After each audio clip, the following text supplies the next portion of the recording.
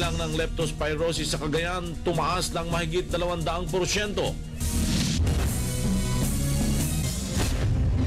Nababahala na ang Department of Health sa tumataas na bilang ng kaso ng leptospirosis ngayong tag-ulan. Sa Cagayan, mahigit 200% na ang itinaas na bilang ng mga nagkakasakit ng leptospirosis. Dahil dito, walang tigil ang Health Department Office sa rehiyon sa kanilang kampanya upang maiwasan ang leptospirosis. May Fast Break News si Jojo Matias. Nababahala na ang mga lokal na opisyal sa lalawigan ng Cagayan dahil sa patuloy na pagdami ng bilang ng mga nagkakasakit ng leptospirosis. Sa tala ng Cagayan Provincial Health Office, tumaas ng 225% ang kaso ng mga tinamaan ng leptospirosis sa unang bahagi ng 2012 kumpara noong nakaraang taon. Mula buwan ng Enero hanggang Mayo ngayong taon, 67 kaso na ng leptospirosis ang naitala ng DOH sa lalawigan at 2 rito ang nasawi. Sa kaparehong panahon noong 2011, 21 kaso lamang ang naitala at walang nasawi. Tumaas po ang cases natin compared last year from January to June 18. Alarming to kasi po ang sa epidemiology po sa kapag meron kang increase sa dati mong cases sinasabi namin alarming po yun.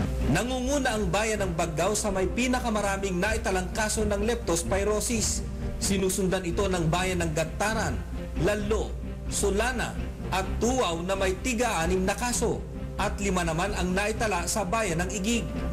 Ang leptospirosis ay sakit na nakukuha sa paglusong sa tubig baha na kontaminado ng leptospira bacteria na kadalasang nagmumula sa ihi ng daga at iba pang mga hayop. Kabilang sa sintomas ng sakit na ito ay ang pagkakaroon ng mataas na lagnat, pananakit ng binti at ibang bahagi ng katawan, pamumutla at paninilaw ng mata. Payo naman ng DOH sa mga residente hanggat maaari ay iwasang lumusong sa baha at kung hindi man ay siguruhin gumamit ng protective gear upang makaiwas sa sakit.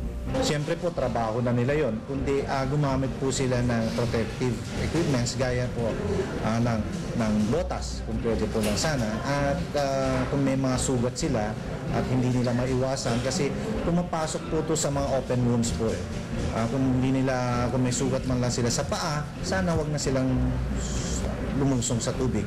Patuloy naman ang isinasagawang information drive campaign ng Cagayan Provincial Health Office sa publiko, lalo na sa mga magsasaka, upang makaiwas sa nakamamatay na sakit.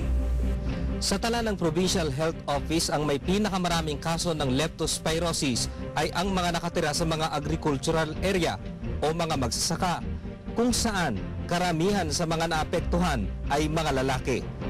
Mula sa Cagayan Valley, Jojo Matias nag-uulat para sa UNTV News Worldwide.